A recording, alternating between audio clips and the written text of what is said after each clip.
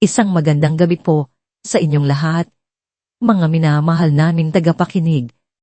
Handa na ba ang inyong mga puso para sa isang kwentong susubok sa tibay ng inyong damdamin at pananaw sa pag-ibig? Sabi nila, ang pag-ibig ay kayang lampasan ng lahat ng pagsubok. Ngunit paano kung ang pinakamabigat na pagsubok ay nagmumula mismo sa taong pinagkatiwalaan mo ng iyong buong buhay? Ang unang nawala ay ang hangin. Pagkatapos ay ang tunog. Ang marahang tunog ng musika mula sa sala ay unting humina, naging isang ugong na lang sa kanyang pandinig. Ang liwanag mula sa eleganteng chandelier sa itaas nila ay nagsimulang magsalyaw, nagiging malabong mga bilog ng ginto. Ang tanging malinaw na lang ay ang bigat. Ang bigat ng mga kamay na nakapalibot sa kanyang leeg. Ang mga kamay na dati humahaplos sa kanyang buhok, yumayakap sa kanya sa gabi at nangangako ng habang buhay na pagmamahal. Ngayon, ang mga kamay na yon ay dahang kinukuha ang kanyang buhay. Ang mga mata ni Hiraya Soliman ay nakatitig sa mga mata ng kanyang asawa, si Rico Del Fierro. Ngunit hindi na niya ito kilala. Ang lalaking nasa harap niya ay isang estranghero. Ang ngiti na dating nagpapatunaw sa kanyang puso ay wala na. Ang natitira na lang ay isang malamig at determinadong tingin, isang tingin ng isang taong tinatapos ang isang trabaho. Ang baby ko. Iyon ang huling malinaw na kaisipan na nabuo sa kanyang isip, bago nagsimulang magdilim ang lahat. Ilang minuto lang ang nakalipas, ang hangin sa loob ng Bella Esperanza ay puno ng pag-asa. Inayos ni Hiraya ang mga kubyertos sa kanilang napakagandang hapagkainan. Kumikinang ang mga ito sa ilalim ng ilaw, isang perpektong salamin ng perpektong buhay na inaakala niyang mayroon siya. Ang amoy ng paboritong kaldereta ni Rico ay pumupuno sa bawat sulok ng kanilang mansyon. Hinaplos niya ang kanyang bilugang tiyan, kung saan natutulog ang kanilang munting anghel. 6 na buwan na siya, at kanina lang sa klinika ay nalaman niya ang kasarian nito, babae. Pagkakaroon sila ng isang maliit na prinsesa. Ngumiti siya. Ito na ang perpektong gabi para sabihin kay Rico. Inihanda niya ang lahat, ang paborito nitong pagkain, ang paborito nitong alak. Ang lahat ay perpekto, dahil ang kanilang buhay ay perpekto. Si Rico ang kanyang prinsipe, isang matagumpay na milyonaryo na nagbigay sa kanya ng lahat, at ibibigay niya rito ang pinakamahalagang regalo, isang pamilya. Habang naghihintay sa pagdating nito, naisip niyang sumulat sa kanyang journal, ngunit hindi niya mahanap ang paborito niyang pluma. Tanda niya, uli niya itong ginamit sa study room ni Rico. Dahan siyang naglakad papunta roon, ang bawat hakbang ay puno ang kagalakan. Ang study room ni Rico ay sagrado, malinis, organisado, at mamahalin ang bawat gamit. Lumapit siya sa malaking lamesa na gawa sa mahogani. Habang hinahanap ang pluma, hindi niya sinasadyang natabig ang isang maliit na tumpok ng mga libro. Nahulog ang mga ito sa sahig, at kasama nito, isang manipis na folder na nakatago sa pagitan. Naku, bulong niya sa sarili. Pinulot niya ang folder para isaayos. Hindi naman siya tsismosa, pero ang pangalan ng isang kumpanyang hindi pamilyar sa kanya ay nakaagaw ng kanyang pansin. Pinuksan niya ito dahil sa kuryosidad. Ang mga pahina sa loob ay puno ng mga numero, mga bank transfer, mga pangalan na hindi niya kilala. Sa una, wala siyang naintindihan, ngunit habang binabasa niya, may mga salitang may simulang tumatak sa kanyang isipan. Offshore accounts, malaking utang, koneksyon sa sindikat. Isang malamig na takot ang gumapang sa kanyang likuran. Hindi ito, ama. Kilala niya ang negosyo ni Rico. Ito ay malinis at legal. Pero ang mga dokumentong hawak niya ay nagsasabi ng ibang kwento. Isang kwento ng panloloko at panganib. Hiraya, anong ginagawa mo rito? Napatalon siya sa gulat. Si Rico ay nakatayo sa may pinto. Ang kanyang mamahaling suit ay perpekto pa rin, ngunit ang ngiti sa kanyang mukha ay hindi umabot sa kanyang mga mata. Mabilis na itinago ni Hiraya ang folder sa kanyang likuran, ngunit huli na ang lahat. Nakita na ito ni Rico. Ano yan? Tanong nito. Ang boses ay kalmado pa, pero may pahiwating ng panganib. Wala ito. Mahal, nanininig niyang sabi. Hinahanap ko lang ang pluma ko. Dahang lumapit si Rico sa kanya. Bawat hakbang nito ay tila nagpapabigat sa hangin, sa silid. Inilahad nito ang kamay. Akin na yan, Hiraya. Umiling si Hiraya, niyakap ang folder sa kanyang dibdib. Rico, ano ang ibig sabihin ng mga to? Sabihin mo sa akin ang totoo. Ang maskara ng pagiging kalmado ni Rico ay biglang nabakbak. Ang kanyang mukha ay naging isang malamig na bato. Hindi mo dapat nakita yan. Iyan ay mga bagay na hindi mo kailangang pakialaman. Pakialaman. Tumaas ang boses ni Hiraya. Ang takot ay napalitan ng pagkalito. Asawa mo ako, Rico. Dala ko ang anak mo. May karapatan akong malaman kung isinasangkot mo kami sa panganib. Isang tawa ang kumawala kay Rico. Isang tawang walang kagalakan. Isang tawang nakakakilabot. Karapatan. Ang tanging karapatan mo ay ang maging magandang asawa at manahimik. Ibinigay ko sa'yo ang lahat, Hiraya. Isang magandang buhay, pero sinisira mo ang lahat. Sinisira. Ako pa ang naninira. Bulong ni Hiraya, habang ang mga luha ay nagsimulang mamuo sa kanyang mga mata. Nagsinungaling ka sa akin, Rico. Tumigil ka. Sigaw nito. At sa isang iglap, nasa harapan na niya ito. Hinablot nito ang folder mula sa kanyang mga kamay. Hindi mo dapat hinukay ito. Hindi mo dapat sinira ang perpektong larawan na binuo ko. At doon, nakita ni Hiraya ang tunay na halimaw.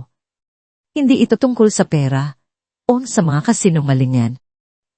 Ito ay tungkol sa kanyang pagmamataas. Nasira niya ang perpektong imahe nito at para roon, kailangan niyang pagbayaran. Hindi mo pwedeng sirain ang lahat ng pinaghirapan ko, sigaw ni Rico. Ang mga mata ay nanlilisik sa galit. Paggupaman makasigaw si Hiraya, ang mga kamay ni Rico ay nasa kanyang leeg na. Nawala ang hangin, nawala ang tunog, nawala ang liwanag. Habang ang buhay ay unti-unting nauubos sa kanyang katawan, isang huling desperadong pag-iisip ang nanatili, ang anak ko. Iligtas ninyo ang anak ko. Pagkatapos, kadiliman. At sa gitna ng kadilimang iyon, narinig niya ang huling bulong ng lalaking minsan niyang minahal, isang bulong na puno ng lason. Matulog ka na, mahal ko. Ang sirena ng ambulansya, ang pumunit sa katahimikan ng gabi sa Villa Esperanza. Para kay Alon Cruz, isa itong pamilyar na tunog. Isang kantang madalas niyang marinig sa kanyang trabaho bilang isang paramedic. Ngunit pagpasok niya sa malaking pinto ng mansyon, alam niyang ang gabing ito ay iba. Ang karangyaan ng lugar ay kabaligtaran ng kahidyang nasa harapan niya. Isang babae, maganda at buntis, ang nakahandusay sa paanan ng englanding hagdanan. Ang asawa nito, isang lalaking nakapormal na kasuotan na nagpakilalang si Rico Del Fierro, ay humahagulgol sa isang tabi, isinasalaysay sa mga pulis ang isang kwento ng umano'y pagkahulog. Ngunit may mali. Bilang isang mediko, sanay si Alon na makita ang mga pinsala. Ang mga marka sa leeg ng babae, ang paraan ng pagkawalan nito ng malay, hindi ito tugma sa isang simpleng pagkahulog. Mayroong isang malamig na pakiramdam na gumapang sa kanyang batok. Ngunit isinantabi niya ito. Ang prioridad niya ay ang pasyente. Kaya daway, sigaw niya sa kanyang partner habang inilalapag nila ang stretcher. Abang sinusuri niya ang vital signs ng babae, ang kanyang mga mata ay napadpad sa isang maliit na pitaka na bahagyang nakabukas sa sahig malapit sa katawan nito.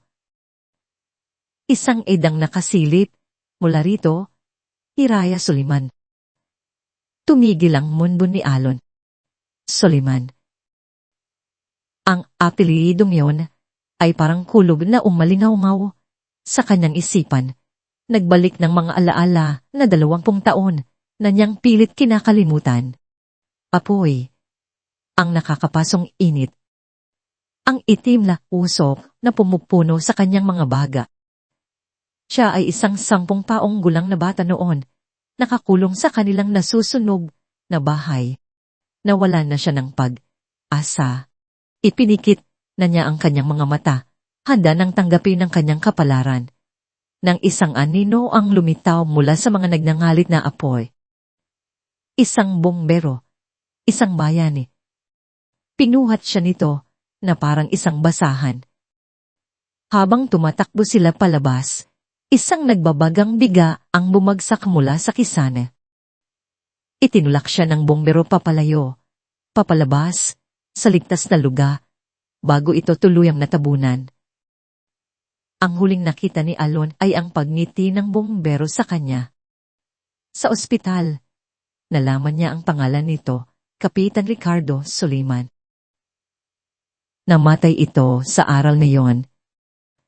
Isang linggo, matapos ang libing, binisita ng biyuda nito si Alon at ibinigay sa kanya ang isang luma at bahagyang nasunog na litrato mula sa pitaka ng kapitan. Ito ay larawan ng isang batang babae na may malaking ngiti at maniningning na mga mata. Ito ang anak niya, si Hiraya, sabi ng biyuda. Lagi niya itong dala. Gusto niyang malaman mo kung sino ang taong nagligtas sa buhay mo. Alon, tara na. Ang sigaw ng kanyang partner ang nagbalik kay Alon sa kasalukuyan. Tumingin siya mula sa id patungo sa mukha ng babaeng wala pa ring malay. Ang batang babae sa litrato, ang anak ng bayaning nagligtas sa kanya. Siya na ngayon ang nakahandusay dito, nasa pagitan ng buhay at kamatayan. Isang bagong determinasyon ang bumuhay sa kanyang dugo. Hindi na ito isang simpleng trabaho. Isa itong personal na misyon. Hindi lang ito isang pasyente. Isa itong utang na kailangang bayaran. Sa loob ng ambulansya, ang bawat segundo ay parang isang oras.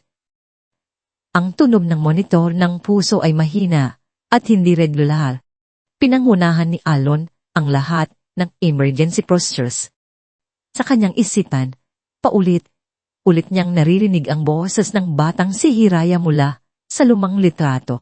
At pagkatapos, nangyari ang kinatatakutan ng bawat paramedit. Isang mahaba at tuloy na tunog. Flatline. Nawawala siya sa atin. Sigaw ng kanyang partner. Ngunit hindi pumayag si Alon. Ibinuhos niya ang lahat ng kanyang lakas sa pag-door. Ang kanyang mga kamay ay paulit-ulit na diniinan ang dibdib ni Hiraya. Sa bawat diin, isang tahimik na dasal lang namumutawi sa kanyang isip. Huwag kang bibitaw. Hiraya, ang tatay mo, hindi siya bumitaw para sa akin. kaya huwag tong bibitaw. Pawis, akot, at desperasyon. Ang lahat ay naghahalo. Ang mahabang tunog ay tila walang katapusan. Alon, wala na, malungkot na sabi ng kanyang partner. Hindi, sigaw ni Alon.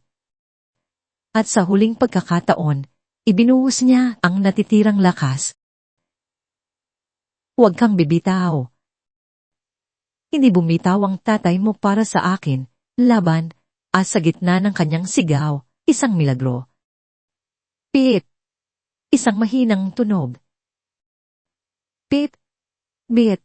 Pabagal! Bagal! Ngunit naroon ang ritmo ng buhay. Isang mahinang tigok. Nagbalik siya. Pagdating nila sa emergency room ng ospital, isang kaguluhan ang sumalubong sa kanila habang inililipat si Hiraya mula sa stretcher patungo sa hospital bed. Sa isang saglit, ang mga mata nito ay bahagyang dumilat. Ang kanyang paningin ay malabo, ngunit nakita niya ang isang mukha na basa ng pawis, puno ng pag-aalala at determinasyon, ang mukha ng kanyang anghel na tagapagligtas. Pagkatapos, muli siyang nilamon ng kadiliman.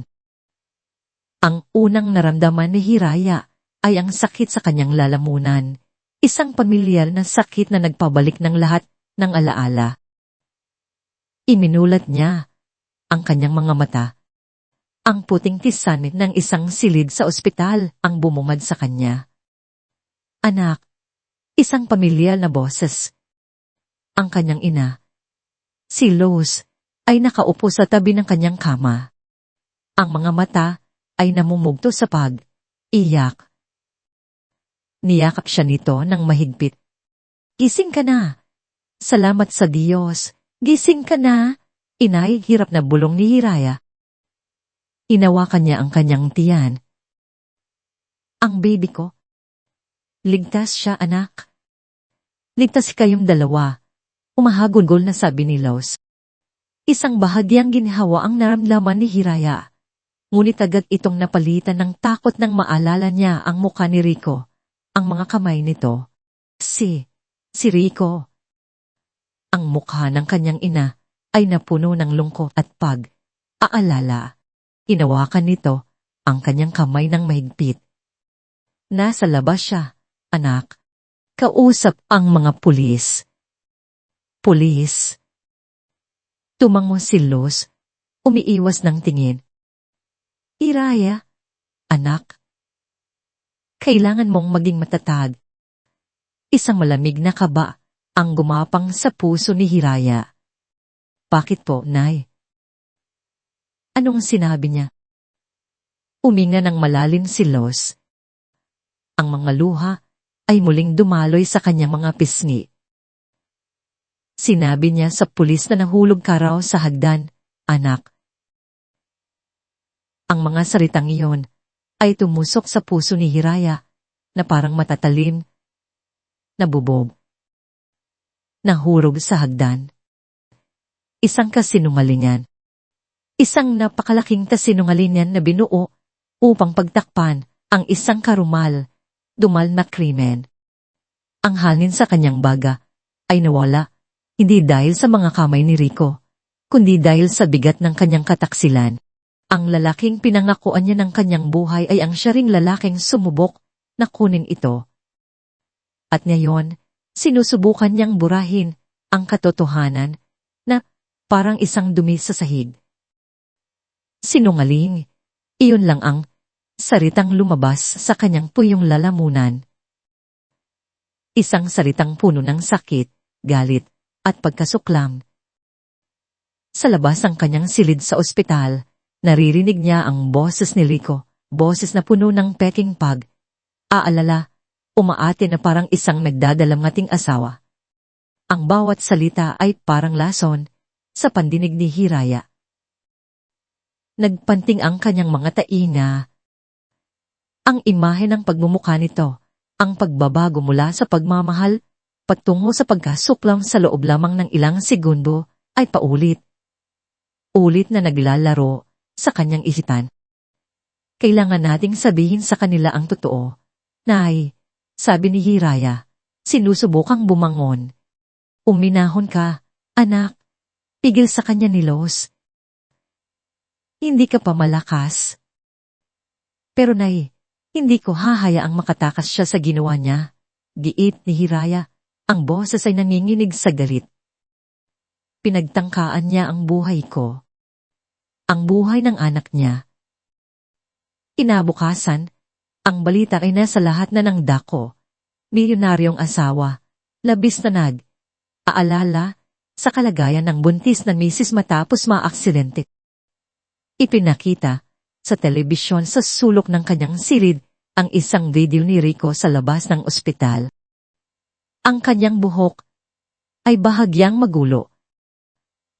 Ang kanyang mga mata ay namumula na parang galing sa pag-iyak. Isang perpektong pagganap.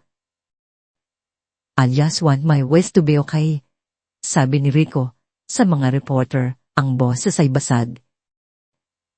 She is my life, my everything. We ask for your prayers. Napatay ni Hiraya ang telebisyon. Hindi niya masikmura ang panonood. Ang bawat peking luha ni Rico ay isang insulto sa sakit na nararamdaman niya. Sa sandaling iyon, ang lungkot sa kanyang puso ay naging isang matigas na bato, ang determinasyon. Tapos na ang pagiging mahina. Tapos na ang pagiging bulag sa pag-ibig. Lay, tawagan mo ang pulis, mahinahon, ngulit matatag niyang sabi. Gusto kong magbigay ng salaysay. 2 araw ang lumipas, isang babae na may matalim na tingin at tindig na puno ng awtoridad ang pumasok sa kanyang silid. Kinang Hiraya Suliman. Ako si Prosecutor Diwarekto. Hindi tulad ng mga pulis na unang kumuha ng kanyang salaysay, walang bahid ng pagdududa sa mga mata ni Prosecutor Recto. Umupo ito sa tabi ng kanyang kama, naglabas ng isang maliit na notebook at nagsalita sa isang boses na parehong propesyonal at puno ng simpatiya. Pinasa ko ang initial na report.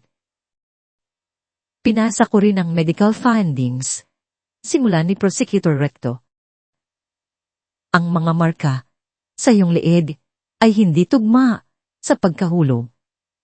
Naniniwala ako sa iyo, Ginang Suliman. Sa unang pagkakataon mula, nang magising siya, naramdaman ni Hiraya na may isang taong kakampi sa kanya. Ang mga luhang pinigilan niya ay nagsimulang bumagsak. Ngayon, patuloy ng piskal, kailangan nating patunayan ito. Si Rico Delfiro ay isang makapangyarihang tao. Gagamitin niya ang kanyang pera at impluwensya para baluktutin ang katotohanan. Kakailanganin natin ng mas matibay na ebidensya kaysa sa salita laban sa salita. Nag-isip si Hiraya. Paano niya mapapatunayan ang nangyari sa isang silid kung saan sila lang dalawa ang naroon? Pagkatapos, isang alaala ang pumasok sa kanyang isipan, isang bagay na naging bahagi ng kanyang araw na buhay. Ang journal ko, bulong niya. Tumingin sa kanya si Prosecutor Recto nang may interes. Journal. Nagsusulat ako araw, paliwanag ni Hiraya. Ang boses ay unting lumalakas. Isinulat ko ang lahat, mula sa mga masasayang araw namin hanggang sa mga huling linggo, ang pagbabago sa kanya, ang mga lihim na tawag sa telepono, ang pag-aalala ko. Isinulat ko ang lahat ng aking mga duda at takot. Bago mangyari ang lahat, nakita ko ang mga dokumento. Isinulat ko rin iyon. Ang mga mata ni Prosecutor Recto ay nagliwanag. Nasaan ang journal na yon? Nasa bahay. Sa drawer, sa tabi ng aming kama. Iyon ang kailangan natin. Sabi ni Prosecutor Recto, tumatayo na. Iyon ang magiging boses mo sa korte. Ang bawat salita na isinulat mo ay magiging isang laydrilyo sa pader na magkukulong sa kanya. Nang umalis ang piskal, ipinadala ni Hiraya ang kanyang ina, si Los, upang kunin ang journal. Habang naghihintay, naramdaman niya ang isang bagong uri ng lakas. Ang journal na yun, na dati, isang simpleng sisidlan ng kanyang mga damdamin, ay ngayon ang kanyang magiging sada. Pagbalik ni Los dala ang isang makapal at leather-bound na notebook, niyakap ito ni Hiraya na parang isang kayamanan. Pinuklat niya ang mga pahina. Naroon ang lahat, ang kanilang pag-ibig, ang kanyang mga pangarap, ang kanyang mga takot, at ang unting pagkadiskubre sa katotohanan. Ipinatong niya ang kanyang kamay sa kanyang tiyan. Ang munting buhay sa loob niya ay ang kanyang inspirasyon. Ang alaala ng kanyang ama ay ang kanyang lakas. At ang journal na ito ang magiging simula ng kanyang laban. Para sa anak ko, bulong niya sa hangin. Para sa tatay ko, at para sa sarili ko. Lalaban ako hanggang sa huli.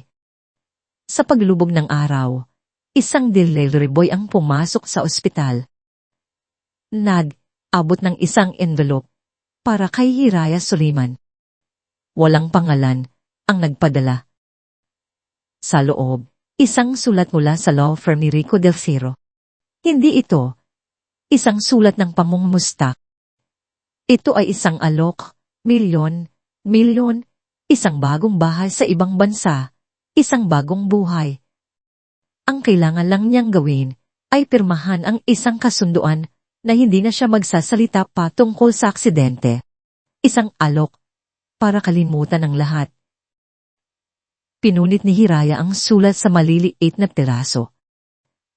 Hindi niya kalilimutan.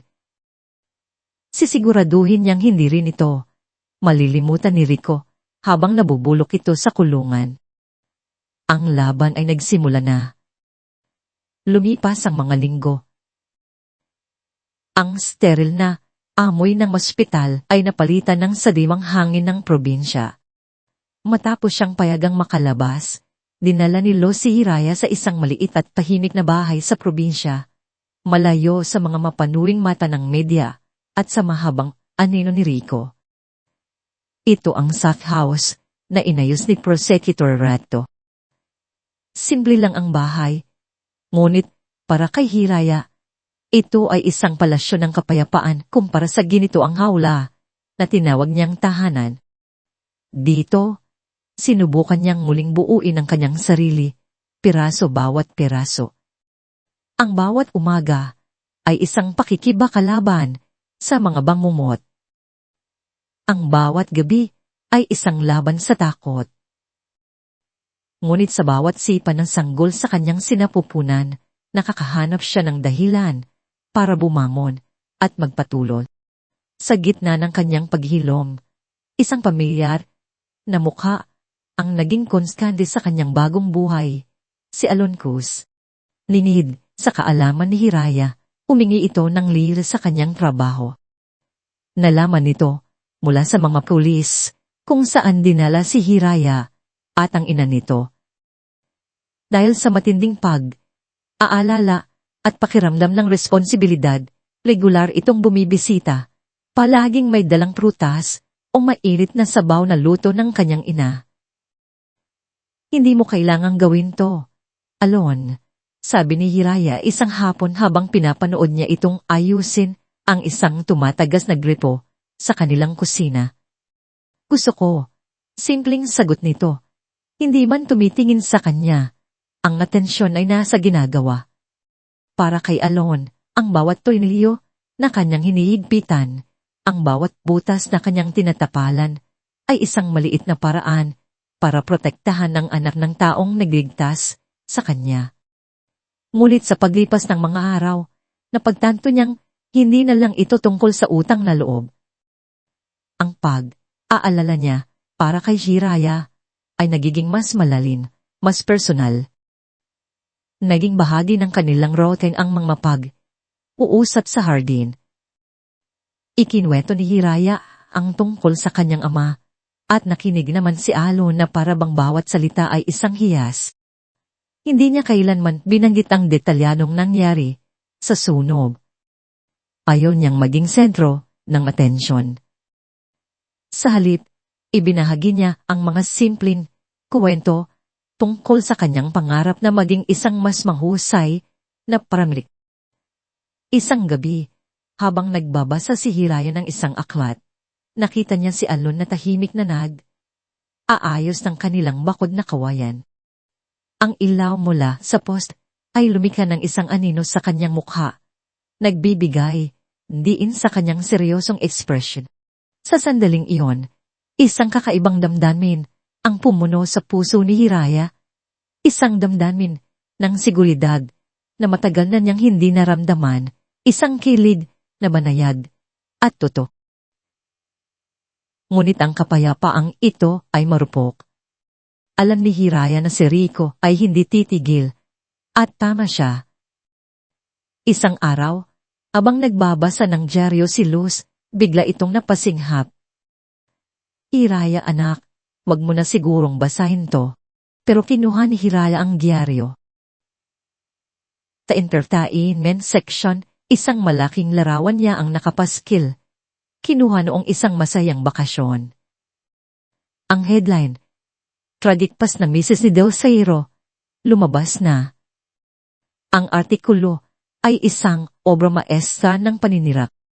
Gamit ang mga sources close to the family, isinalaysay nito ang isang bersyon ng buhay ni Jiraya na puno ng kasinungalingan. Pinanggit nito ang pagkamatay ng kanyang ama bilang isang trauma na hindi niya nalampasan. Ikinuwento nito ang kanyang dating mga relasyon bilang patunay ng kanyang emosyonal na instability.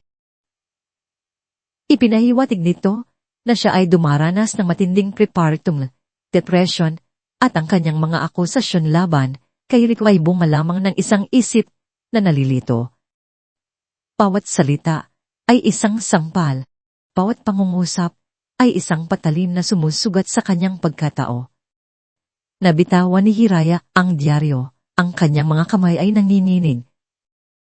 Nararamdaman niya ang mga pader na unting lumalapit sa kanya. Ito ang laro ni Rico. Hindi siya nito kayang saktan ng pisikal, kaya sinisira niya ang kanyang pangalan at kredibilidad. Nang gabing iyon, hindi siya makatulog. Ang mga salita sa diaryo ay umuulit sa kanyang isipan, hindi matatag, nalilito baliw.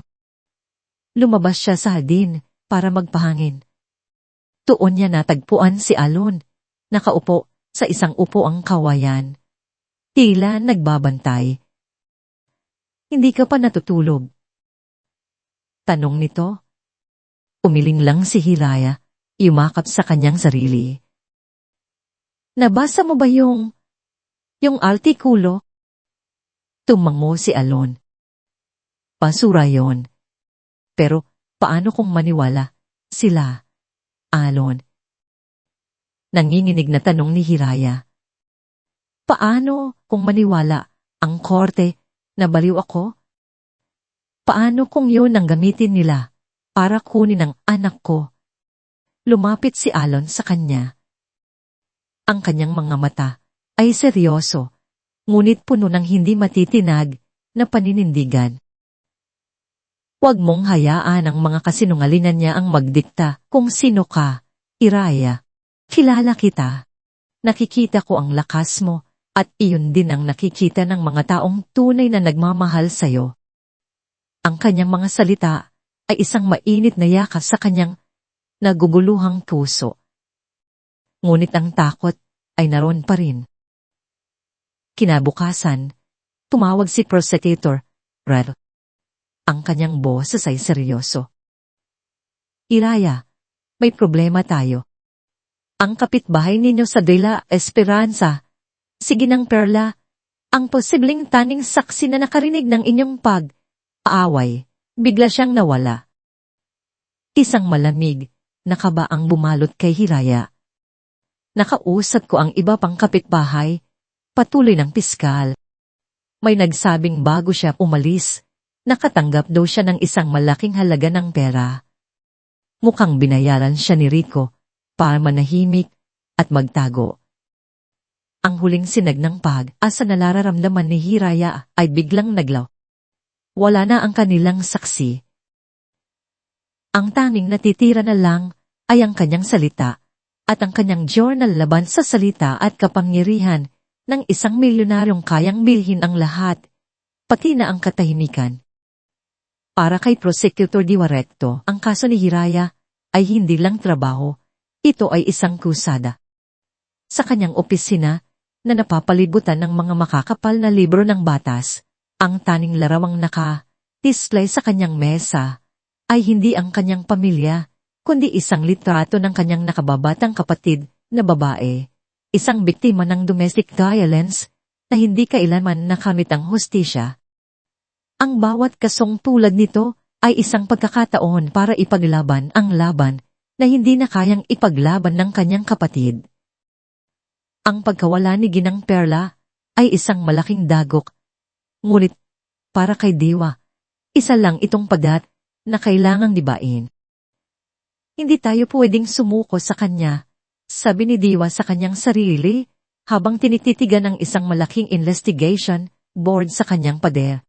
Sa gitna nito ay ang larawan ni Rico Del Firo, at sa paligid nito ay mga linyang uugnay sa kanya, sa mga peking artikulo sa dyaryo, mga kahina, inalang transaksyon sa bangko, at ngayon, isang nawawalang saksi. Kinamit ni Diwa ang lahat, ang kanyang koneksyon at resources. Nagpadala siya ng mga investigador sa iba't ibang probinsya. Ipinasuri niya ang mga bank record ng pamilya ni Ginang Perla. Doon niya natuklasan ang isang kritikal na impormasyon. Ang asawa ni Ginang Perla ay may malaking utang sa sugal, isang utang na kayang magbaon sa kanila sa kahirapan habang buhay. At ilang araw matapos ang insidente sa De La Esperanza, ang utang mayor ay biglang nabayaran ng buo. Nandito ka lang pala, bulong ni Diwa habang tinitingnan ng isang mapa ng Pilipinas. Ang address, kung saan huling na. Trace, ang telepono ni Ginang Perla ay tumutog na sa address ng kanyang mga kamag-anak sa isang malayong baryo sa probinsya ng Quezon. Nagmaneho si Diwa mag-isa. Ayaw niyang magpadala ang pulis. Alam niyang takot si Ginang Perla at ang uniforme ay lalo lang magpapalala nito. Pagdating niya sa isang maliit na bahay na kubo, naabutan niya si Ginang Perla na nagpapakain ng mga manok sa bakuran. Nang makita siya ni Ginang Perla, ang mukha nito ay agad na namutla. Nagtangka itong tumakbo papasok sa bahay, ngunit mahinahon siyang tinawag ni Diwa. Inang Perla, hindi po ako narito para saktan kayo. Narito po ako para mag-usap tayo. Sa simula, ikaw mang bibig ni Ginang Perla. Ulit niyang sinasabing wala siyang narinig, wala siyang alam. Ngunit hindi sumuko si Diwa. Sa halip na takutin o pilitin, umupo siya sa isang kahoy na bangko at nagsimulang magkwento. Alam niyo po ba, Ginang Perla, mahinang simula ni Diwa, may kapatid po akong babae. Mabait siya, mapagmahal, pero ang asawa niya, sinasaktan siya. Lagi niyang sinasabi sa akin, okay lang ako, ate. Magbabago rin siya, pero hindi siya nagbago. Isang araw, uli na ang lahat. Ang mga mata ni Ginang Perla ay nagsimulang masa. Ang pinakamasakit po sa lahat, patuloy ni Diwa, ay ang mga taong nakakaalam pero walang ginawa. Ang mga kapitbahay na nakakarinig sa kanyang mga iyak, pero bingihan. Ang katahimikan po nila ang pumatay sa kanya. kasing sama ng mga suntok ng kanyang asawa. Uminga ng malalim si Diwa. Si Hiraya po, putis siya. Iniisip niya ang kaligtasan ng kanyang anak. Natatakot din siya tulad ninyo. Pero lumalaban siya. Ang kailangan niya lang po ay isang taong magsasabi ng totoo para sa kanya. Pera lang ang kailangan namin, umahagulgol na sabi ni Ginang Perla. May sakit ang apo ko. May utang kami. Sinabi ng mga tauhan ni Mr. Delfero na bibigyan kami ng pera para manahimik. Para sa pamilya ko. Ginawa ko. Naiintindihan ko po, malumanay na sabi ni Diwa. Pero ang perang yan ang magiging kabayaran sa konsensya ninyo habang buhay. Isipin niyo po, paano kung anak o apo ninyo mang nasa kalagayan ni Hiraya? Ano po ang gusto ninyong gawin ng mga kapitbahay niya? Ang mga salitang iyon, ang tuluyang bumasag sa pader na itinayo ni Ginang Tela. Sa pagitan ng kanyang mga hitbi, ikinuwento niya ang lahat. Nagdidilig siya ng halaman sa kanyang hardin noong gabing iyon nang marinig niya ang sigawan mula sa mansyon ng mga Delfero. Narinig niya ang basag na boses ni Hiraya at malinaw na malinaw. Narinig niya ang galit na sigaw ni Rico. Hindi mo pwedeng sirain ang lahat ng pinaghirapan ko. Pagkatapos, isang malakas na kalabog at ang nakakakilabot sa lahat. Ang banta, papatayin kita, papatayin kita, isang katahimikan ang bumalot sa pagitan nilang dalawa. Pagkatapos, tumayo si Ginang Perla, pinunasan ng kanyang mga luha, at tumingin ng diretsyo sa mga mata ni Diwa. Sasabihin ko, sa korte ang lahat ng narinig ko. Sa kanyang pagbabalik sa Maynila, agad na tinawagan ni Diwa si Hiraya. Ang boses niya ay kalmado, ngunit puno ng tagumpay. Hiraya, may maganda akong balita. Nahanap na natin ang ating saksi. Isang malaking ngiti ang sumilay sa labi ni Hiraya. Sa wakas, isang sinag ng asa. Mayroon nang magpapatunay na hindi siya baliw. Mayroon nang magpapatunay sa kasamaan ni Rico. Ngulit ang tagumpay ay panandalian. Kinagabihan, habang naghahapunan sila ni Los at Alon, isang kartero ang abot ng isang simpleng kuting envelope kay Los. Walang pangalan ang nagpadala. Nagtataka niya itong binuksan. Naulog ang sobre mula sa kanyang naninginig na mga kamay. Pinulot ito ni Hiraya. Sa loob, isang litrato. Isang litratong kinunan mula sa malayo. Ito ay larawan niya. Natutulog sa kanyang kama sa ospital noong mga unang araw. Tila kuha mula sa bintana. At sa ibabaw ng kanyang larawan sa may bahagi ng kanyang leeg ay may isang linyang pula na iginuhit gamit ng isang makapal na marker, isang linyang parang hiwa. Isang malinaw na banta. Isang paalala na kahit gaano kalayo ang kanyang itakbo, abot pa rin siya ng mga kamay ni Rico Delfero. Ang mensahe ay malinaw, ituloy mo ang kaso. At sa susunod, hindi ka na magigising. Ang araw ng unang pagdinig ay dumating na may kasamang mabigat at kulay abong kalangitan, isang salamin ng nararamdamang kaba ni Hiraya. Habang papasok sa bulwagan ng hustisya, ang bawat flash ng kamera mula sa mga reporter ay parang maliliit na kidlat na tumatama sa kanya. Ngunit sa tabi niya ay si Diwa Recto, na ang tindig ay matatag na parang isang pader.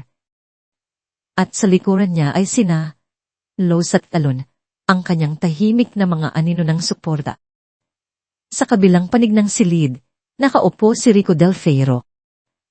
Perpekto ang kanyang kasuotan, kalmado ang kanyang mukha. Kung hindi mo alam ang katotohanan, iisipin mong siya ang biktima. Nang magtama ang kanilang mga mata, isang malamig at mapanuyang ngiti ang sumilay sa labi nito. Isang ngiti na nagsasabing, subukan mo, hindi ka mananalo. Nagsimula ang paglilitis. Ang unang bahagi ay tila pabo sa kanila. Iprinisinta ni Diwa ang mga medical record, ang mga malarawan ng pasa sa leeg ni Hiraya. Malinaw at detalya din niyang ipinaliwanag kung paanong ang mga ebidensyang ito ay tumutugma sa tangkang pananakal at hindi sa isang simpleng pagkahulog. Pagkatapos, tinawag niya sa witness stand si Ginang Perla. Nanginginig sa simula, ngunit sa bawat tanong ni Diwa, unting lumalakas ang loob ng matanda. Ikinuwento niya ang lahat ng kanyang narinig, ang sigawan, ang pagbabanta. Ang kanyang testimonya ay direkta at paniwala. Naramdaman ni Hiraya ang isang maliit na pag-asa na namumuo sa kanyang dibdib. Ngunit ang abogado ni Rico, si Atty. Sandoval, ay isang bihasang ahas. Sa kanyang cross-examination, ginamit niya ang lahat ng maruruming taktika. Inusisa niya ang tungkol sa utang ng pamilya ni Ginang Perla. Ipinahiwating niyang maaaring binayaran din siya ni Prosecutor Recto para magsinungaling. Inulo niya ang isip ng matanda hanggang sa ito ay mataranta at magsimulang magkamali sa mga detalye. Sa kabila nito, nanatiling matatag ang pangunahing testimonya ni Ginang Perla. At ngayon, oras na para sa kanilang pinakamalakas na alas. Your Honor, sabi ni Diwa, ang kanyang boses ay umalingaw sa tahimik na silid. Ipinipresenta namin bilang ebidensya ang personal na journal ni Ginang Hiraya Suliman. Dito nakasulat sa sarili niyang mga salita ang mga pangyayari bago ang insidente, ang kanyang mga takot, ang kanyang mga duda. Isang detalyadong talaan ng psikolohikal na pagpapahirap na dinanas niya sa kamay ng akusado. Inilapag ni Diwa ang makapal na journal sa mesa ng court. Ito na ang boses ni Hiraya na hindi kayang patahimikin. Ngunit si Atty. Sandoval ay nakangisi lang. Walang pagtutol, Your Honor. Sa katunayan, hinihiling naming basahin ang ilang bahagi nito sa korte. Nagtaka si Hiraya at Diwa. Ngunit pumayag ang hukom. Pinuklat ni Atty. Sandoval ang journal. Pumili siya ng mga pahina mula sa mga uling linggo at nagsimulang magbasa, ngunit ang paraan ng kanyang pagbasa ay puno ng panunuya. October 12, hindi na naman siya umuwi kagabi. May tinatago ba siya sa akin? Nararamdaman kong may mali. Baka nababaliw na ako. October 15, nakita ko siyang may kausap sa telepono, pabulong. Nang tanungin ko, naglalit siya. Pakiramdam ko, para akong nagalakad sa mga bubog sa sarili kong pamamahay. October 11, sinusundan niya ba ako ng tingin? Bawat galaw ko, parang binabandayan. O imahinasyon ko lang ba ito lahat? Sa bawat pangungusap, pinipilipit ni Atty. Sandoval ang kahulugan. Ang mga lihitimong pagpakalala ni Hiraya ay pinalalabas niyang mga sintomas ng paranoia.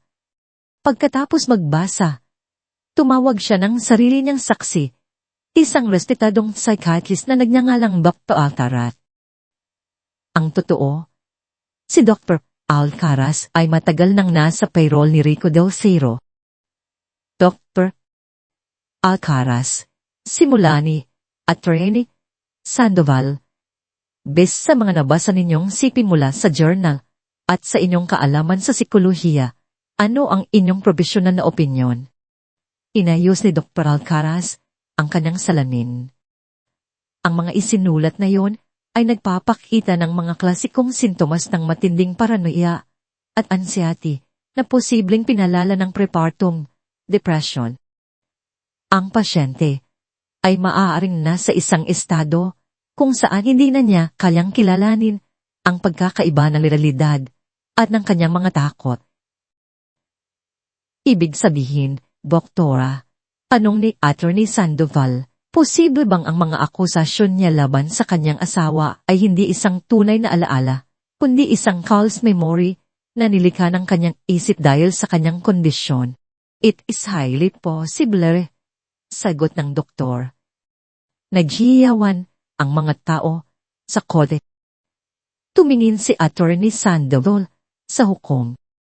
Your Honor, ang journal na ito ay hindi ebidensya ng isang krimen. Ito ay isang malungkot na talaan ng isang isip na may karamdaman. Isang isip na lumikha ng isang halimaw sa isang mapagmahal na asawa. Hinihiling namin na ideklarang inadmissible ang journal na ito bilang ebidensya. Sinubukang tumuto ni Diwa. Nagprotesta siya, ngunit ang pinsala ay nagawa na. Ang duda ay naitanim na sa isipan ng hukom at ng mga hurado. Ang hukom ay bumuntong hininga dahil sa testimonya ng eksperto at sa posibleng emotional bias ng nagsulat. Ang journal na ito ay hindi maaring tanggapi bilang isang direktang ebidensya ng katotohanan. Itinatala ito bilang bahagi ng kaso, ngunit hindi bilang isang factual account ng mga pangyayari. Hindi tinatanggap. Ang mga salitang iyon ay parang isang malakas na suntok sa sikmura ni Hiraya. Ang kanyang boses, ang kanyang katotohanan, ay ibinasura na parang isang walang kumentang papel. Napayuko si Diwa recto sa kanyang mesa. Ang mukha ay nasa kanyang mga palad. Ang pinakamalakas nilang sandata ay bigla na lang naging abo. Sa kabilang panig, ngumisi si Rico. Isang ngiting malamig, isang ngiting puno ng tagumpay. Ikinaway niya ang kamay kay Hiraya, isang maliit at aroganteng kilos na para bang sinasabing, "Gani, over." Ang biyahe, pabalik sa Saki House, ay napuno ng nakabibinging katahimikan. Si Laos ay umiiyak ng walang tunog sa passenger seat. Si Alon, na nagmamaneho, ay may mahigpit na pagkakahawak sa manibela. Ang kanyang mga ugat sa braso ay litaw na litaw. Si Hiraya naman ay nakatingin lang sa bintana. Ngunit wala siyang makita kundi ang refleksyon ng sarili niyang bigong mukha. Isang isip na may karamdaman. Ang mga salita ng peking psychiatrist ay umuulit-ulit sa kanyang isipan, isang lason na unting pumapatay sa kanyang natitirang pag-asa. Hindi lang ang journal niya ang ibinasura ng korte, kundi ang kanyang buong pagkatao, ang kanyang katinuan, ang kanyang katotohanan. Lahat ay binaliwala. Pagdating sa bahay, dumiretso si Hiraya sa kanyang silid at nagkulong. Narinig niya ang mahinang katok ni Alon sa pinto.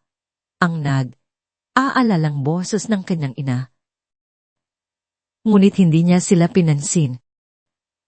Gusto niyang mapag-isa.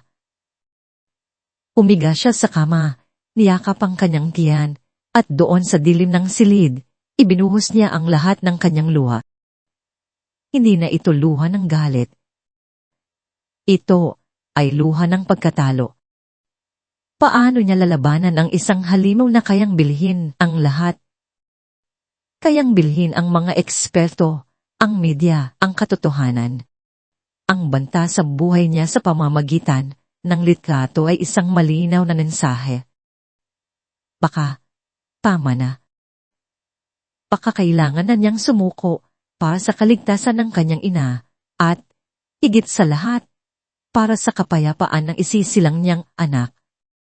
Maya, may isa pang katok, mas mahina, mas nag-aalangan. Hiraya, boses ni Alon. Pwede ba tayong mag-usap? Kahit saglit lang. Hindi siya sumagot. Ngunit hindi umalis si Alon. Narinig niyang umupo ito sa sahig, sa labas lang ng kanyang pinto. Alam kong gusto mong mapag-isa, mahinang sabi nito mula sa labas. Pero nandito lang ako. Hindi ako aalis. Lumipas ang halos 1 oras. Ang araw ay nagsimulang lumubog at ang mga kulay, kahel na sinad nito, ay tumagos sa bintana ni Hiraya. Sa wakas, dahan siyang bumangon at binuksan ang pinto. Nakita niya si Alon na nakaupo sa sahig, nakasandal sa pader, naghihintay. Nang makita siya nito, marahan itong tumayo. Naglakad sila papunta sa maliit na hardin sa likod bahay. Walang nagsalita sa simula. Ang tanging naririnig lang ay ang huni ng mga kuliglig. Susuko na yata ako, Alon, basad ni Hiraya sa katahimikan. Ang kanyang boses ay pagod at walang buhay. Hindi ko na kaya. Masyado siyang makapangyarihan. Baka mas mabuti nang manahimik na lang ako. Hindi agad sumagot si Alon. Sa halip, tumingin ito sa malayo, sa papadilim na kalangitan. Noong araw na nasulog ang bahay namin, mahinang simula nito. Sa unang pagkakataon, handa nang ikwento ang lahat. Trap ako sa kwarto ko.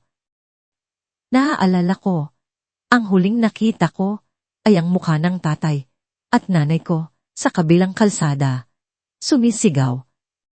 Pagtatapos, usok na lang ang lahat. Akala ko, katapusan ko na. Napatingin si Hiraya sa kanya. Ang kanyang sariling sakit ay panandaliang nawala dahil sa kwento nito. Tapos, may isang lalaking lumabas mula sa apoy. Pinuhat niya ako. Patuloy ni Alon, ang kanyang boses ay bahagyang nanginginig sa alaala. Naaalala ko, ang init, ang hirap huminga. Nang malapit na kami sa pinto, isang malaking kahoy ang buwagsak. Itinulak niya ako palabas. Ako, nakalabas. Siya, nahiwan sa loob. Ang mga mata ni Alon ay napuno ng luha. Hindi ko man lang nalaman ang pangalan niya noon. Ang huli kong nakita ay ang pagingon niya sa akin, bago siya tululang lamunin ng apoy. Sa mga mata niya, walang takot. Determinasyon lang. Dumingin si Alon kay Hiraya. At ngayon, nakikita ko ang parehong determinasyon sa mga mata mo. Ang tatay mo, si Kapitan Suliman, sabi ni Alon. Hindi siya sumuko. Kahit alam niyang hindi na siya makakalabas, ginawa niya ang tama. Kahit na ang kapalit ay ang buhay niya. Ang tapang na yon. Hiraya, dumadaloy din yan sa dugo mo. Huwag mong hayaang mamatay ang sakripisyo niya ng walang kabuluhan. Ang mga salita ni Alon ay tumagos sa puso ni Hiraya. Ang alaala ng kanyang ama. Isang ama na halos hindi na niya maalala, pero ang kabayanihan ay naging isang alamat sa kanilang pamilya, ay biglang naging matingkad. Ang kanyang ama ay hindi isang duwag, at siya, bilang anak nito, ay hindi rin magiging isang duwag. Tumingin siya sa kanyang tiyan, sa buhay na dinadala niya. Ito ang kanyang laban na yon. Hindi lang para sa sarili niya, kundi para sa kinabukasan ng kanyang anak. Isang kinabukasan kung saan ang kasamaan ay hindi nananalo. Pinunasan niya ang kanyang mga luha. Ang pagod sa kanyang mga mata ay napalitan ng isang bagong apoy. Salamat, Alon, sabi niya. At sa pagkakataong ito, ang kanyang boses ay buo at matatag. Salamat sa pagpapaalala sa akin kung kaninong anak ako. Pumalik siya sa loob ng bahay, hindi na para magkulong. Nagpunta siya sa isang baul kung saan nakatago ang mga lumang gamit ng kanyang ama. Kailangan niya ng isang bagay na mahahawakan, isang bagay na magiging simbolo ng lakas nito. Pinuksan niya ang baul, mga lumang medalya, mga kupas na litrato, ang kanyang lumang uniforme. At sa ilalim ng lahat ng iyon, isang maliit na kahon na gawa sa kahoy. Pinuksan niya ito Sa loob, nakalagay sa isang pulang tela, ay isang luma, ngunit tiliganting fountain pen, ang paboritong pluma ng kanyang ama. Ang regalong ibinigay nito sa kanya noong kanyang 8 kaarawan, ilang buwan, bago ito namatay, kinuha niya ang pluma. Malamig ito sa kanyang palad. Habang hawak niya ito, isang malayong alaala ang biglang bumalik, malinaw na parang kahapon lang nangyari. Ang ngiti ng kanyang ama, ang tawa nito, at ang mga salitang sinabi nito habang inaabot sa kanya ang pluma. Ito, anak, ay hindi lang basta pluma, sabi ng kanyang ama noon. Ito ang aking spade pen. May sikreto ito. Naalala niya ang pagpindot ng kanyang ama sa isang maliit at halos hindi mapansing butones sa dulo ng pluma. Naalala niya ang isang maliit na pulang ilaw na umilaw. Nabitawan ni Hiraya ang pluma sa gulat. Ang pluma. Ang pluma na laging nakapatong sa kanyang desk sa study room. Ang desk kung saan nangyari ang lahat. Ang pluma na may kakayahang mag-record ng tunog. Ang pluma ay gumulong sa sahig. Ang metal na katawan nito ay kumalansing sa katahimikan ng gabi. Para kay Hiraya, ang tunog na iyon ay mas malakas pa sa isang kulog. Dinampot niya ito. Ang kanyang mga kamay ay nanginginig hindi sa takot, kundi sa isang biglaang nakakayanig na pag-asa. Sweet pen. Ang birong iyon ng kanyang ama. Ang maliit na pulang ilaw. Biglang flashback sa kanyang isipan ng gabi ng trahedya. Naalala niya ang paghahanap niya sa paborito niyang pluma para magsulat sa journal. Ito yon. Ito ang pluma na hindi niya mahanap. Tanda niya ngayon. Ginamit niya ito noong umaga para pumirma ng isang dokumento at iniwan niya ito sa ibabaw ng kanyang desk sa study room. Ang desk na nasa gitna mismo ng silid. Ang desk na nakasaksi sa lahat. Nasa study room ito. Nandoon ito nang mangyari ang lahat. Ang posibilidad ay napakalaki, napaka-imposible, ngunit sapat na para magbigay ng kuryente sa bawat himay-himay ng kanyang katawan. Alon, nanay, sigaw niya. Ang kanyang boses ay puno ng pagkasabik. Nagmamadaling pumasok sa silid sina Laos at Alon. Ang kanilang mga mukha ay puno ng pag-aalala. Nakita nila si Hiraya, nakatayo sa gitna ng silid. Hawak ang isang lumang pluma na parabang ito ang pinakamahalagang bagay sa buong mundo. Anak, anong nangyayari? Tanong ni Luz. Ang pluma, sabi ni Hiraya. Hirap humina. Ang pluma ni Papa. Mayroon itong voice recorder. At noong gabing iyon, nasa study room ito. Nasa ibabaw ng desk. Ang mga mata ni Alon ay lumaki sa pagkaunawa. Sigurado ka. Naaalala ko. Halos pabulong na sabi ni Hiraya. Ang huling ginawa ko bago ako maghanda ng hapunan ay ang ayusin ang mga papel sa desk. Tanda kong pinindot ko ang dulo nito. Naglalaro lang. Nakita ko ang maliit na ilaw na umilaw. Hindi ko na ito pinatay. Iniwan ko lang doon. Isang katahimikan ang bumalot sa kanila habang pinoproseso ng bawat isa ang implikasyon. Kung tama si Hiraya, kung gumagana pa ang recorder, at kung may sapat itong memorya, posible kayang nakuha nito ang lahat. Ang kanilang pag-uusap, ang kanyang mga sigaw, ang pag-anin ni Rico, ang tunog ng kanyang pananakal. Kailangan nating malaman, sabi ni Alon, ang kanyang boses ay naging kalmado at mapagpasya. Siya ang unang kumilos. May kaibigan akong computer technician sa bayan. Magaling siya sa data recovery. Kaya niyang tingnan yan. Hindi na sila nagsayang ng oras.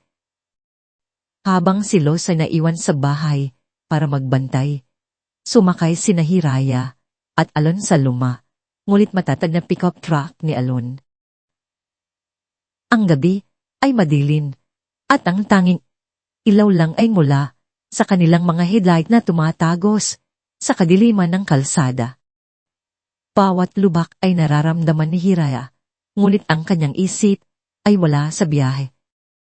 Nasa pluma, ito, na mahigpit niyang hawak sa kanyang palad.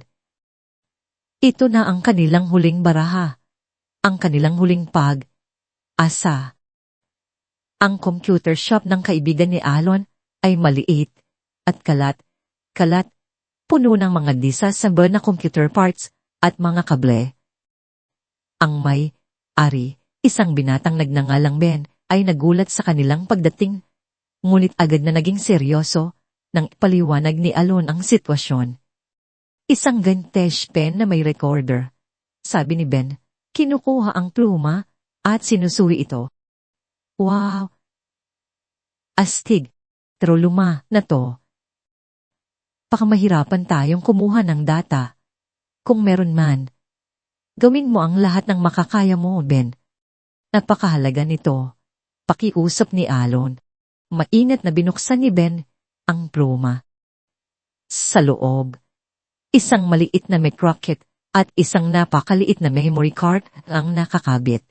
Tamit ang mga espesyal na kasangkapan. Maingat niyang inilipat ang memory card sa isang card reader na konektado sa kanyang computer. Ang bawat segundo ng paghihintay ay parang isang walang hanggang pagdurusa. Si Hiraya ay nakatayo sa likod ni Ben. Ang kanyang mga mata ay nakatutok sa monitor. Ang kanyang puso ay dumadagundong sa kanyang dibdib. May laman, bulong ni Ben. Isang folder ang lumitaw sa screen. Ang pangalan ng folder, Records. Nagkatinginan sina Hiraya at Alon. Oo na. Mayroong ilang mga file dito, sabi ni Ben. Karamihan ay ilang segundo lang ang haba. Siguro mga dating recording na hindi nabura. Pero may isa, mahaba. Ito, halos 10 minuto. Ang file ay may pangalan na binubuo ng mga numero, isang petsa. Ang petsa ng gabi ng pag-atake. Nanginginig ang kamay ni Hiraya nang ituro niya ito. Iyan, pakinggan natin yan. Isinuot ni Ben ang kanyang headphones para suriin muna ito. Medyo mahina ang audio quality, pero malinaw. Okay, sabi ni Alon. Play mo sa speakers. Huminga ng malalim si Hiraya. Hinawakan ni Alon ang kanyang kamay. Click ni Ben ang play. Ang unang tunog na lumabas sa mga speaker ay ang mahinang ugong ng aircon sa study room. Pagkatapos, ang boses ni Hiraya, masaya at walang kamuwang. Muwang na kumakanta ng isang pamilyar na lady habang aayos sa mga papel. Sumunod ang pagbukas ng pinto. Hiraya, anong ginagawa mo rito? Ang boses ni Rico, malangig at bigla. Ang puso ni Hiraya ay nagsimulang tumibok ng mas mabilis. Muli niyang nararanasan ang lahat. Sumunod ang kanilang pagtatalo. Awat salita ay malinaw. Ang pagtangi ni Hiraya na ibigay ang folder. Ang pagtaas ng boses ni Rico. Ang amin nito sa mga kasinungalingan. Hindi mo pwedeng sirain ang lahat ng pinaghirapan ko. Ang sigaw na yon ay umalingaw sa maliit na shop. Kasi nilinaw at kasing nakakatakot noong unang beses itong narinig ni Hiraya. Pagkatapos, ang tunog ng pagtilapon ng mga gamit. Ang basag na sigaw ni Hiraya. Ang tunog ng pagpupumiglas. At ang pinakahihintay nilang lahat. Ang mga salitang magiging hatol ni Rico. Papatayin kita! Papatayin kita! Isang mahabang katahimikan. Ang tanging naririnig na lang ay ang tunog ng hirap na paghinga at pagkatapos, wala na. Isang nakabibinging katahimikan na tumagal ng ilang minuto bago matapos ang recording. Nabitawan ni Hiraya ang kamay ni Alon at napahawak siya sa mesa. Pasuportahan ang sarili. Ang pakikinig dito ay mas masakit pa kaysa sa inaasahan niya. Ngunit sa gitna ng sakit, mayroong isang damdamin na nanaid, tagumpay. Nakuha natin. Bulong ni Alon, ang kanyang mga mata ay nanlalaki sa hindi makapaniwalang tuwa. Nakuha natin siya, Hiraya. Tumingin si Hiraya kay Ben, na nakatingin sa kanila nang may pagkamangha at tako. Sad mo yan, sabi ni Hiraya. Ang kanyang boses ay nanginginig, ngunit puno ng determinasyon. Saan mo yan sa lahat ng posibleng details? Dahil ang tunog na yan, iyan ang wawasak kay Rico del Ciro. Ang muling pagbubukas, ang paglilitis, ay naggulot ng malaking ingay sa media. Isang bago at nakakagulat na ebidensya ang ipinangako ng prosekusyon. Ang korte ay siksikan. Ang hangin ay mabigat sa pag-aabang. Nang pumasok si Hiraya sa silid, iba na ang kanyang tindig. Wala na ang bakas ng takot o pag-aalilangan. Sa halip, mayroon siyang tahimik na kumpiyansa, isang lakas na nagmumula sa kaalamang ang katotohanan ay nasa panignan niya.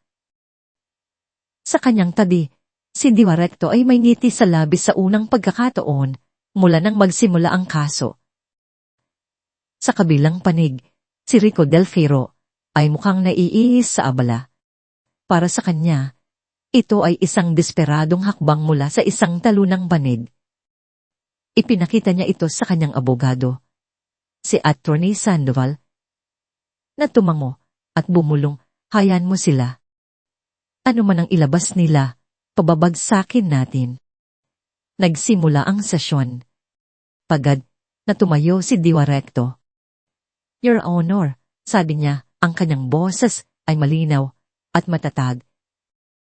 Inihiling ng prosekusyon na ipresenta ang isang audio recording na nakuha mula sa isang personal na gamit ng biktima na nasa pinangyarihan ng krimen noong gabing iyon. Agad na tumayo si Attorney Sandoval. Objection. Your Honor, anong personal na gamit? Ito ay isang malinaw na pagtatangkang magpasok ng isang gawang ebidensya sa huling sandali. Hindi ito gawa. Kalmadong sagot ni Diwa. Itinaas niya ang isang maliit na plastic bag kung saan nakalagay ang lumang fountain pen.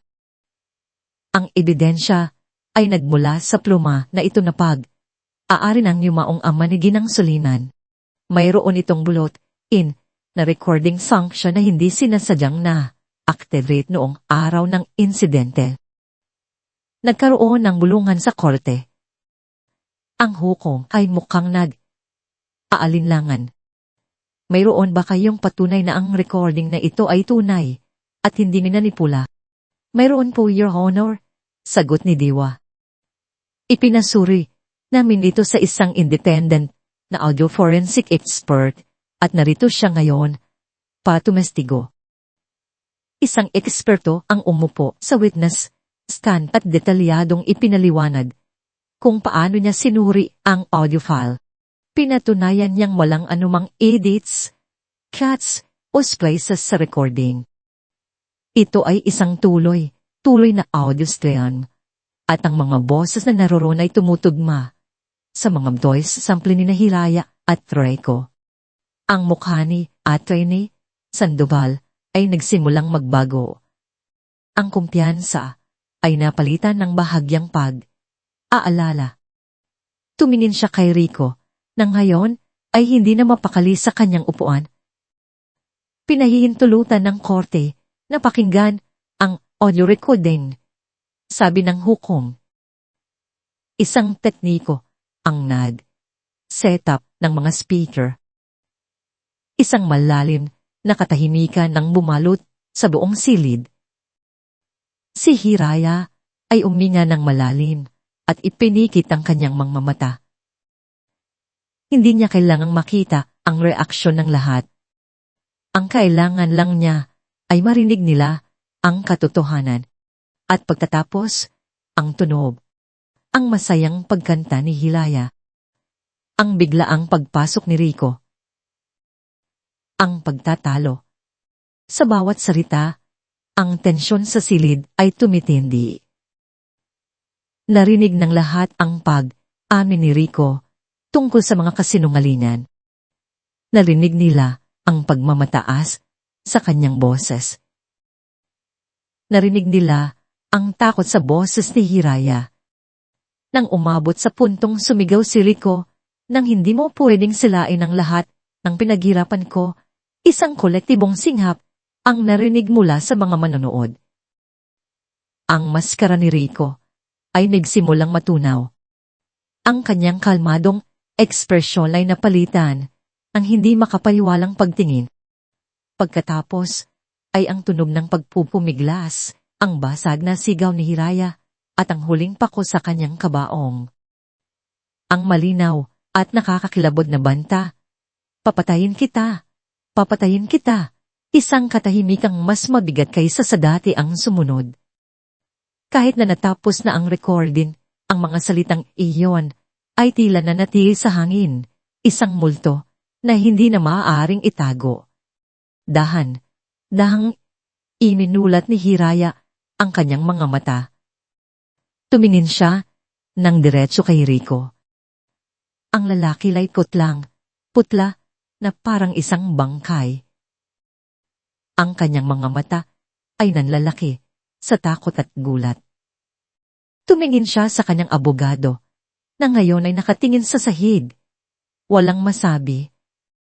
Tumingin siya sa hukom na nakatingin sa kanya ng may pagkasuklam. Tumingin siya sa mga hurado na ang mga mukha ay puno ng galit. Ang kanyang perpektong mundo, ang kanyang perpektong imahe, lahat ay gumuho sa loob ng 10 minuto. Isasete. Sigaw ni Rico, biglang tumayo. Ang kanyang boses ay mataas at nanginginig. "That's not me. They faked it. It's a deep fake." Peklian, ngunit ang kanyang pagsabog ay hindi nagpakita ng inosente. Nagpakita ito ng desperasyon, ang pagwawala ng isang hayop na corner. "Order in the court!" Sigaw ng hukom. Malakas na ipinupukpok ang kanyang gala. Umupo si Rico, ngunit ang kanyang paghinya ay mabilis at mababaw. Ang kanyang pagkontrol ay tuluyan nang nawala. Ang halimaw na itinago niya sa likod ng mamahaling suit ay sa wakas ay nakalabas na para makita ng lahat. Kalmadong tumayo si Diwa Recto.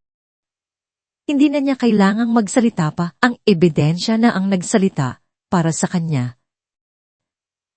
"The prosecution rests its case, Your Honor," sabi niya. Ang mga miyembro ng hurado ay tumayo para magdelibera. Habang papalabas sila ng silid, isa silang napatingin kay Rico Del Fierro, hindi na may pagdududa, kundi may katiyakan. Hinawakan ni Hiraya ang kamay ng kanyang ina sa isang tabi at ang kamay ni Alon sa kabila. Ang kanilang mga daliri ay magkakakapit ng mahigpit. Naramdaman niya ang tibok ng kanilang mga puso, kasabay ng sa kanya. Ang paghihintay ay nagsimula na, ngunit para kay Hiraya, alam na niya. Tapos na ang laban. Narinig na ng mundo ang kanyang tinig. Ang paghihintay sa hatol ay isang uri ng pagpapahirap na iba sa lahat. Ang bawat tiktak ng orasan sa pader ng korte ay parang isang mabagal na paghampas sa kanyang dibdib. Si Hiraya ay nakaupo Sa pagitan nina, Los at Alon. Ang kanilang magkakakapit na mga kamay ay basa ng pawis. Sa kabila ng matibay na ebidensya, isang maliit na bahagi ng kanyang isipan ang natatakot pa rin. Paano kung may paraan pa si Rico para makalusot? Paano kung ang pera at kapangyarihan ay mananalo pa rin sa huli? Matapos ang tila isang walang hanggang 3 oras, bumukas ang pinto at muling pumasok ang mga urado. Ang kanilang mga mukha ay solemne at hindi mababasa. Umayos ang upo ang lahat. Ang katahimikan sa loob ng korte ay napakabigat, halos mahirap ng huminga. In the case of the people of the Philippines versus Rico Del Fierro, nagsimulang magsalita ang tagapagsalita ng hurado. On the charge of attempted murder, napapikit si Hilaya. Hinigpitan niya ang hawak sa mga kamay ni Los at Alon.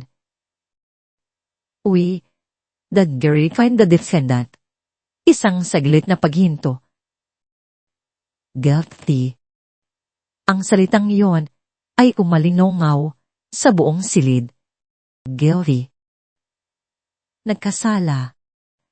Isang malakas na hininga ang pinakawalan ni Hiraya, isang hininga na tila dala ang lahat ng sakit at takot ng mga nakaraang buwan.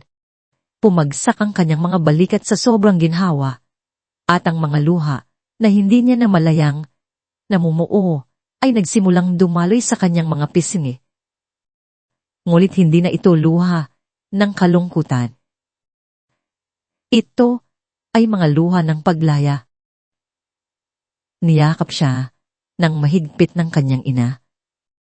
Naramdaman niya ang kamay ni Alon na marahang humahaplos sa kanyang likod. Isang kilos ang suporta at pagpapatibay. Sa kabilang panig, walang naging reaksyon si Rico. Tila siya isang estatwang bato na nakatitig sa kawalan.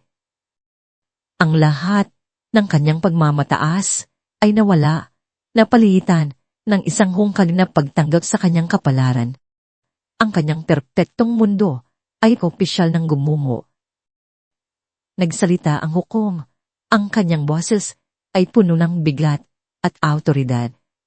Pinigyan niya si Rico Del Fierro ng sentensyang 30 taon na pagkabilanggo. Habang inilalabas siya ng mga gwardiya, sa huling pagkakataon ay napatingin ito kay Hiraya. Sa kanyang mga mata, wala ng galit. Ang tanging naroon na lang ay ang malamig na abo ng pagkatalo. Paglabas nila ng korte, sinalubong sila ng liwanag.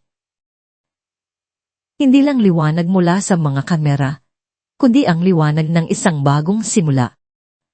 Ang hustisya ay naibigay na. Lumipas ang ilang linggo, ang ingay ng media ay unting humupa. Ang pangalan ni Rico Del Fierro ay naging isang babala na lang sa mga pahayagan. Para kay Hiraya, ang buhay ay nagsimulang maging simple at payapa.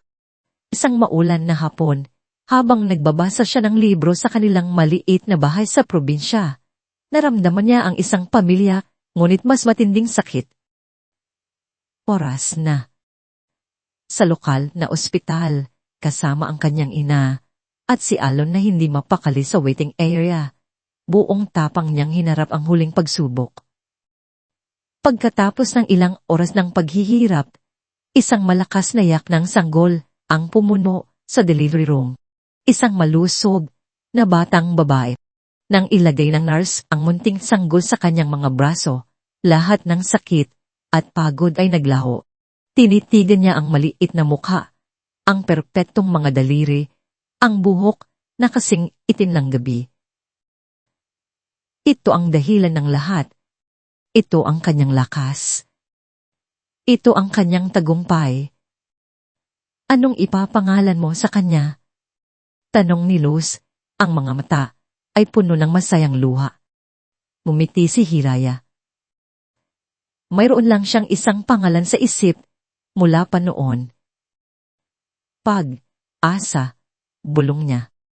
Nang pumasok si Alon sa silid, Ang kanyang mukha ay puno ng aalala na agad na palitan ng namamanghang tuwa nang makita ang sanggol. Lumapit siya ng dahan, na parabang natatakot na baka masira niya ang perpektong sandali. Kamukha mo siya, mahinang sabi nito. Ang kanyang mga mata ay nakatuto kay Baby Pug, asa. Gusto mo siyang kagahin? Alok ni Hiraya. Alinlangan si Alon sa simula, ngunit sa tulong ni Hiraya, maingat niyang binuhat ang sanggol. Sa mga bisig ng malakas na paranedit, si Pug, asa ay mukhang napakaliit at napakahalaga. Isang ngiti ang sumilay sa labi ni Alon, isang ngiting puno ng purong kaligayahan. Tumingin siya kay Hiraya. Ang kanyang mga mata ay nagsasabi ng mga salitang hindi pa kayang bigtasin ng kanyang bibig. Sa sandaling iyon, sa loob ng simpleng silid ng ospital na iyon, silang tatlo ay mukhang isang pamilya. Isang bagong pamilya na nabuo hindi mula sa kasinungalingan at karangyaan, kundi mula sa katatagan, aalaga, at isang hindi inaasahang koneksyon. Hindi ko hahayaang may mangyaring masama sa inyong dalawa, bulong ni Alon. Mas, para sa sarili niya kaysa kanino man. Narinig ito ni Hiraya. Ngumiti siya, isang tunay at payapang ngiti. Sa unang pagkakataon, sa napakatagal na panahon, naramdaman niyang ligtas siya. Naramdaman niyang nasa tahanan na siya.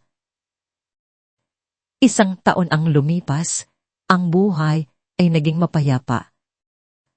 Si Hiraya ay namumuhay ng simple kasama ang kanyang ina at ang maliit na si Pag-asa. Si Alon ay naging isang permanenteng bahagi na ng kanilang buhay. Isang umaga, isang sulat ang dumating sa kanilang pintuan. Mula ito sa Bureau of Corrections. Kinabahan si Hiraya habang binubuksan nito. Sa loob, isang sulat na isinulat sa isang pamilyar na kamay. Ito ay mula kay Rico. Hawak ni Hiraya ang sulat. Ang papel ay bahagyang nanginginig sa kanyang mga kamay. Ang bawat letra ng kanyang pangalan na isinulat ni Rico ay tila isang multo mula sa nakaraan. Sa isang iglap, bumalik ang lahat ng takot at sakit. Anong gusto nito? Isang paghingi ng tawad. Isang panibagong banta. Tumayo siya mula sa hapagkainan at naglakad papunta sa kanilang maliit na kalan na kahoy. Sa labas, narinig niya ang masayang halakhak ni Pag-asa habang nakikipaglaro ito kay Alon Sardin. Ang tunog na iyon, ang kanyang miding sagot. Hindi niya binuksan ang sulat. Hindi na niya kailangang malaman kung ano ang nilalaman nito. Ang mga salita ni Rico ay wala ng kapangyarihan sa kanya. Maingat niyang inilagay ang sulat sa apoy. Pinanood niya ang mga gilid nito na unting kinakain ng apoy. Ang tinta na nagiging abo hanggang sa wala nang natira, kundi ang mga alaala na pinilit na niyang kalimutan. Sa paglaho ng sulat, naranlaman niya ang isang huling bigat na nawala sa kanyang dibdib. Tapos na. Totoong tapos na. Sa sumunod na mga buwan, natagpuan ni Hiraya ang isang bagong layunin. Gamit ang bahagi ng perang nakuha niya mula sa divorce settlement na utos ng korte, nagtayo siya ng isang maliit na foundation. Ipinangalan niya ito sa kanyang ama, ang Ricardo Soliman Foundation for Courage. Ang layunin nito ay magbigay ng legal at psychological na tulong sa mga kababaihang biktima ng domestic violence.